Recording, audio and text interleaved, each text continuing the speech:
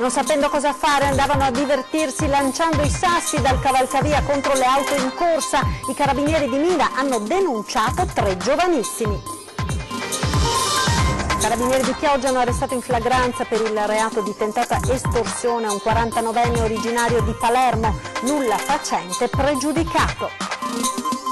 Mirko Mestre si è dimesso dalla carica di sindaco di Eraclea, mentre nel frattempo è stata avviata una raccolta firme in suo favore, attesa per il Consiglio Comunale di lunedì.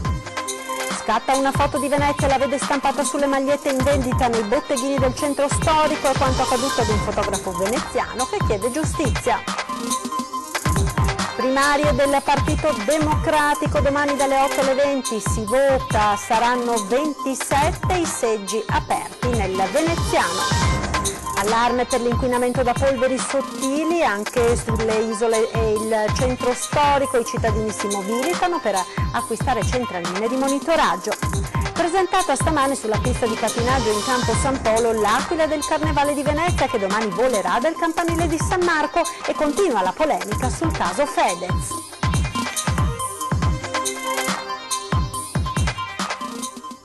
Buonasera, ben ritrovati con l'edizione veneziana dei nostri notiziari. In primo piano la cronaca con la notizia dei ragazzini giovanissimi che sono stati denunciati dai carabinieri di Venezia dopo che avevano gettato dei sassi da un cavalcavia a Mira. Sentiamo.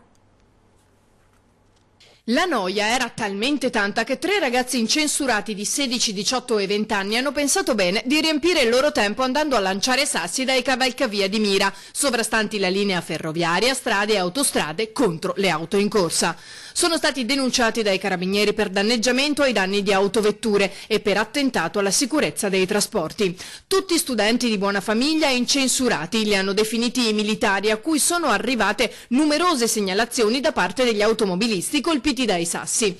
Episodi avvenuti dopo Capodanno che i carabinieri della tenenza di Mira hanno collegato tra loro, arrivando in poche settimane ad individuare i 3.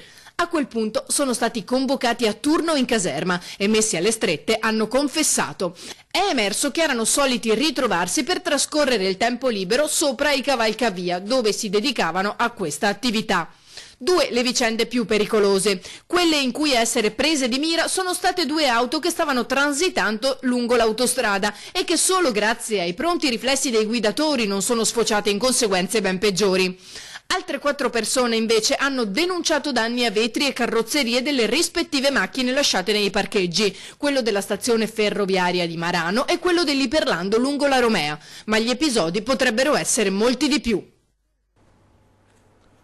Nel pomeriggio di ieri i carabinieri di Chioggia hanno arrestato in flagranza per il reato di tentata estorsione un 49enne residente a Chioggia ed originario di Palermo, nulla facente, pregiudicato. L'uomo è stato sorpreso sulla pubblica via in località Sottomarina mentre minacciava e percuoteva un 39enne del posto nel tentativo di costringerlo a consegnargli del denaro pattuito quale corrispettivo comprensivo di cospicui interessi di una somma prestata alla vittima nello scorso mese di gennaio. L'arrestato è stato rinchiuso nel carcere di Venezia a disposizione dell'autorità giudiziaria. Camorra in Veneto, il sindaco di Eraclea si è dimesso mentre nel frattempo è stata avviata una raccolta di firme in suo favore ed intanto c'è attesa per il Consiglio Comunale di lunedì. Troviamo un'intesa, formiamo un'amministrazione con tutti dentro, governiamo fino alla scadenza elettorale in modo di dare le risposte al Paese e dopo deciderà l'elettorato. Questo quanto aveva detto giovedì sera alla cittadinanza il vice sindaco di Eraclea Graziano Teso al termine della manifestazione unitaria organizzata dai sindacati proprio davanti al municipio per dire no alla mafia e alla corruzione. A distanza di 2 giorni però le sue parole sembrano essere rimaste inascoltate perché il sindaco Mirko Mestre, arrestato nel corso del blitz di Guardia di Finanza e Polizia per voto di scambio con la Camorra, ha fatto protocollare le sue dimissioni dalla moglie, arrivata in municipio ieri pomeriggio. Mirko Mestre, attualmente in carcere, getta dunque la spugna e lascia la poltrona, mentre il comune procede verso il commissariamento, anche se dovranno trascorrere altri 20 giorni nei quali il primo cittadino potrebbe ancora decidere di ritirare le dimissioni. Nel frattempo però è stata avviata una raccolta firme proprio in suo favore e tra i firmatari, oltre a imprenditori, ex politici, avvocati e commercialisti, compare uno dei parroci del litorale e moltissimi cittadini del San Donatese. Oltre 200 persone che hanno voluto dimostrare e dichiarare la loro vicinanza a Mirko Mestre. Vari scenari quelli che si stanno aprendo a Eraclea, mentre si attende il Consiglio Comunale previsto per lunedì sera alle 19. Incendio all'alba questa mattina, i vigili del fuoco sono intervenuti in via Vittorio Emanuele a Fossalta di Portogruaro per l'incendio di un appartamento. In salvo i due anziani coniugi riusciti a venire fuori dalla bifamiliare prima dell'arrivo dei soccorsi. I pompieri giunti dal locale di staccamento hanno spento le fiamme localizzate principalmente in un bagno e nel locale lavanderia, evitando la propagazione all'intera abitazione. Danni consistenti nei 3 locali, danni da fumo all'intera abitazione. Sul posto per un controllo dei due coniugi un'ambulanza del 118, personale della polizia locale. Sono ora in corso gli accertamenti da parte dei vigili del fuoco per stabilire le cause dell'incendio. L'uso dell'abitazione sarà interdetto per i danni subiti. Spazio ora alla nostra rubrica Lo dico ad antenna. Scatta una foto di Venezia e dopo qualche anno la ritrova sulle magliette in vendita nei botteghini del centro storico, a quanto accaduto ad un fotografo veneziano, una vicenda che dura da 2 anni. Sentiamo. Una splendida fotografia di Venezia, uno scatto tipico della città, talmente suggestivo da indurre qualcuno a rubarlo per stamparlo su una maglietta, in vendita nei botteghini sparsi per la città. Tutto però a insaputa dell'autore. È stata pubblicata in un libro di un editore di Torino nel 2007 in una collana che si chiama Eventi, dove sono pubblicati gli eventi più significativi che sono stati nel mondo. Uno di questi è il ponte di Calatrava e poi di contorno mi hanno chiesto delle immagini, delle belle immagini di Venezia. Nel libro compaiono anche il nome e il sito del fotografo che con grande sorpresa ha rivisto casualmente questa foto qualche anno dopo. Ho trovato questa fotografia stampata su praticamente una maglietta che vendevano tutti i baracchini di magliette in giro per Venezia. Al modico prezzo di 10 euro, come si legge nello scontrino. A quel punto Filippo non poteva far finta di nulla. La prima volta, vabbè, mi sono arrabbiato e pazienza. Poi però, quando sono tornato a Venezia di nuovo, ho visto che non solo ce l'aveva il Ponte Rialto, ma ce l'aveva tutta Venezia, e quindi ho fatto una denuncia alla finanza, ecco, di questa cosa qui. E comunque alla denuncia che ho fatto, alla querela del 2017, non ho avuto nessuna risposta. E ieri, per la seconda volta, siccome l'ho ritrovata di nuovo in un negozio in Piazzale Roma, allora sono andato dai carabinieri e ho di nuovo segnalato questa cosa. Leonardi ha le prove che si tratti del suo scatto. Sulla fotografia c'è un uccello che io ho cercato di mettere in quel punto, esatto punto, in tante altre fotografie, e alla fine non riuscendo a metterlo esattamente lì, poi con Photoshop l'ho messo esattamente nel punto in cui volevo io. Non ci può essere un'altra foto, anche se l'avesse fatta un altro fotografo esattamente millimetricamente in quel punto lì, che non è possibile, però facciamo finta che esista questa possibilità. Non esiste il fatto che un altro l'abbia esattamente messo quell'identico uccello nella stessa maniera come ho voluto attaccarlo io su quella foto. Quello che il fotografo professionista chiede è il riconoscimento del suo lavoro, soprattutto nel momento in cui qualcuno si sta arricchendo alle sue spalle. Manifestazione dei centri sociali del nord-est questa mattina contro la politica sociale dell'ENI davanti ad una raffineria di Marghera, bloccandone l'accesso. I manifestanti, una settantina in tuta bianca, hanno bloccato la strada d'accesso alla raffineria nella zona industriale di Marghera, esponendo striscioni e scrivendo slogan sui muri perimetrali, accusando l'azienda di praticare una politica dannosa per l'ambiente. Il blitz degli antagonisti è stato deciso dopo l'accordo reso noto ieri tra Syndial e Veritas per studiare le modalità di realizzazione in un'area dismessa e bonificata del petrolchimico di Porto Marghera di un impianto industriale che trasformerà la frazione organica dei rifiuti solidi urbani in bioolio e biometano. Sul viale che conduce alla raffineria ENI si è formata una coda fino ad una trentina di autocisterne che hanno dovuto attendere fino alle 11 circa per poter entrare nello stabilimento. Sul posto sono giunti gli agenti della Questura di Venezia in assetto antisommossa che hanno fatto aprire un varco al presidio sbloccando la situazione, fortunatamente senza incidenti. La politica ora, domani si vota per le primarie del Partito Democratico. Nel territorio comunale veneziano saranno 27 i seggi aperti. Sentiamo.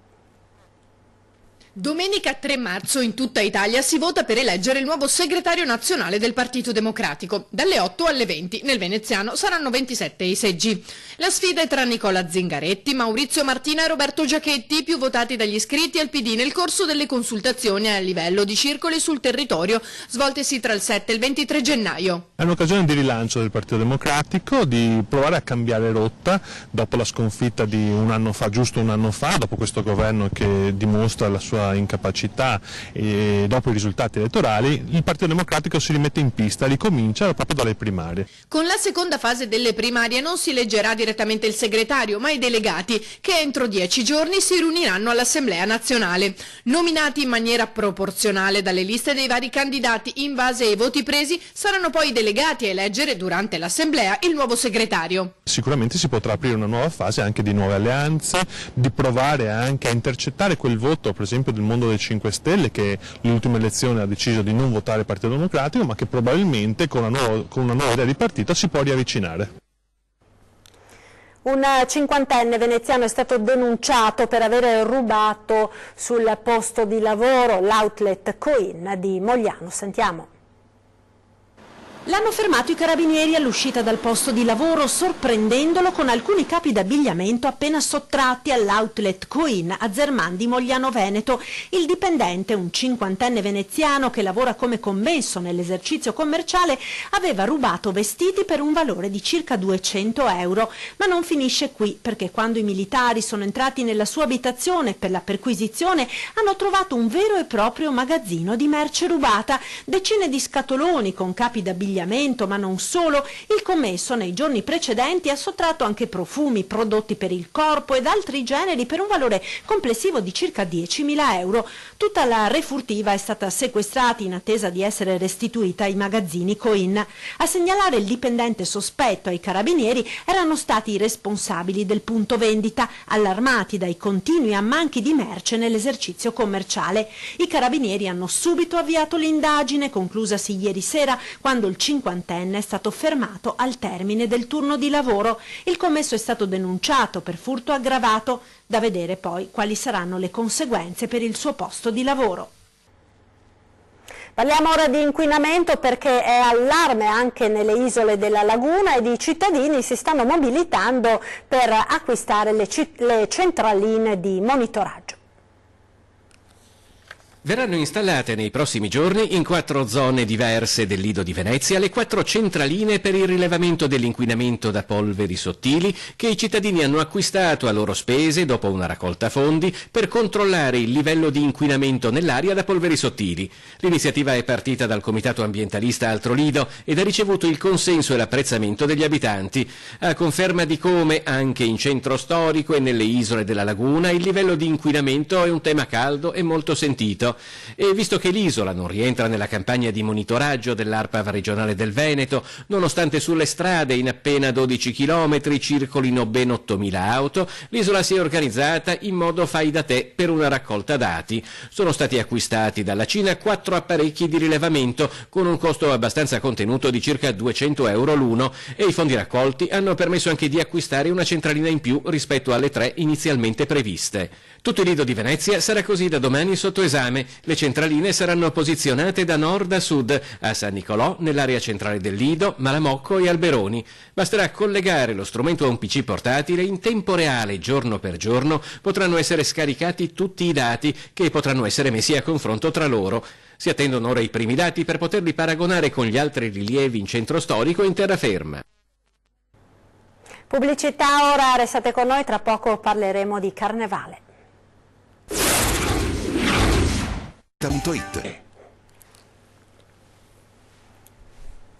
Rieccoci in diretta con l'edizione di Venezia dei nostri TG, la pagina dedicata al carnevale. Si erano mascherati da antichi soldati prussiani per godersi un pomeriggio al carnevale di Venezia, ma il loro travestimento era così perfetto che sono stati denunciati per porto abusivo di armi e oggetti atti ad offendere. È capitato a 4 turisti tedeschi sottoposti ad un controllo e poi denunciati dalla polizia. I 4 indossavano abiti raffiguranti antichi soldati prussiani. Hanno attirato l'attenzione degli agenti perché dal fianco del loro costume si notava l'elsa di un'arma lunga. Insospettiti, i poliziotti li hanno fermati ed hanno scoperto che le armi che avevano indosso risultavano autentiche, delle vere sciabole antiche in grado di colpire o ferire qualcuno. Accompagnati in questura per gli accertamenti del caso, a uno di loro è stato anche rinvenuto un coltello con una lama di 10 cm, quanto basta per far scattare la denuncia.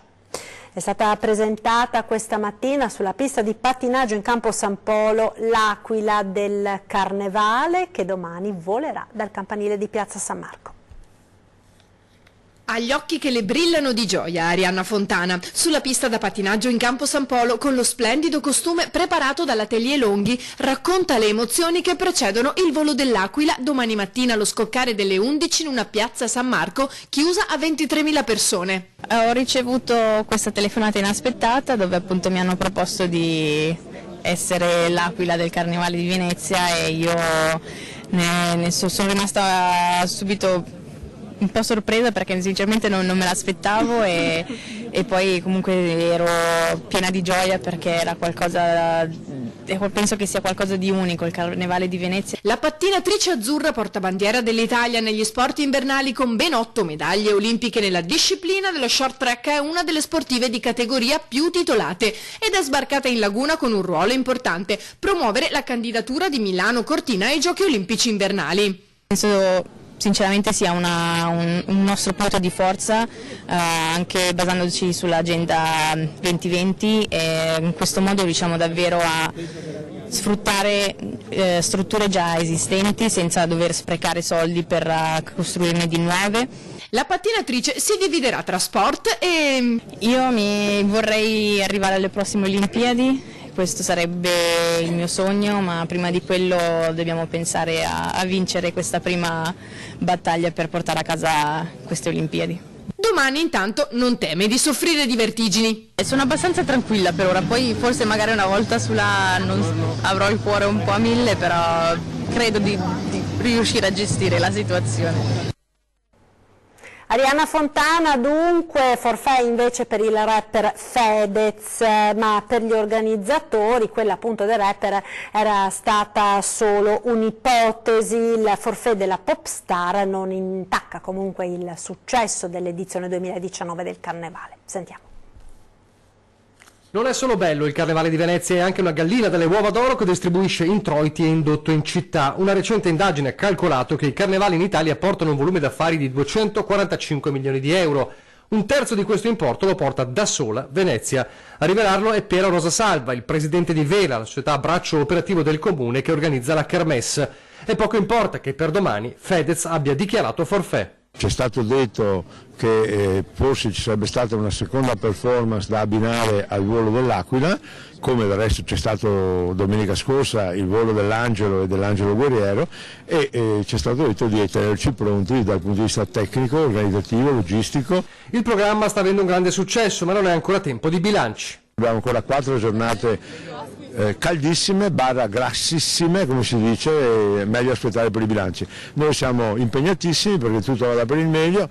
Anche Rosa Salva seguirà domani con emozione il volo di Arianna Fontana. Abbiamo già vissuto delle emozioni straordinarie, perché ricordo che nel passato abbiamo avuto delle aquile straordinarie, dalla Federica Pellegrini alla Francesca Piccinini a Carolina Costa, abbiamo avuto Giusy Versace, abbiamo avuto tantissime atlete di altissimo livello. A questa collana meravigliosa si aggiunge una gemma preziosa, evidente che per me è un'emozione doppia, anzi tripla, come cittadino, come sportivo e come appunto presidente dell'organizzazione del Carnevale. La Kermesse carnevalesca è anche l'occasione per lanciare un messaggio importante di rispetto della città. Questa perla, questo gioiello va sicuramente tutelato e rispettato, quindi il messaggio che diamo al mondo è quello di venire qui ma di rispettarla. Carnevale con ultimi giorni di festeggiamento non solo in centro storico ma anche in terraferma, con un ricco programma di eventi. Sentiamo.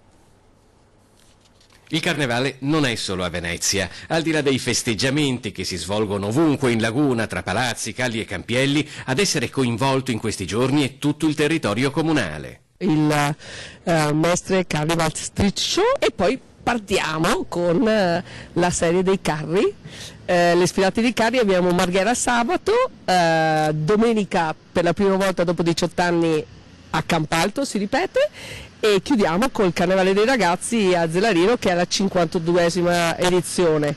Un carnevale diffuso che vive di tante iniziative in cui tradizioni, musica, cultura ed altro si susseguono in un ampio contesto per soddisfare tutte le esigenze. Ci sono anche tante altre iniziative, al Piraghetto, a Malcontenta, a Chirignago. Facciamo che il Carnevale sia una festa di tutti e ci fa tanto piacere vedere a Mestre, bambini e famiglie. Una festa che coinvolge tutti in una città in cui non manca anche l'occasione di divertirsi facendo solidarietà, come ha dimostrato la maratonina. Siamo andati a celebrare il fatto che siano stati donati a un'associazione 10.000 euro e a pensare a preannunciare la prossima edizione, che sarà l'8 settembre, che sarà la 10ª. Quindi anche in questo caso la città è solidale, la città si muove, la città ha voglia di far festa anche magari facendo sport, e questo credo che sia negli obiettivi che questa amministrazione può dichiarare di aver piano piano raggiunto e che vuole successivamente anche implementare. Ed è tutto per questa edizione, grazie per essere stati con noi, ci salutiamo dando uno sguardo alle previsioni del tempo con il nostro meteo. Arrivederci.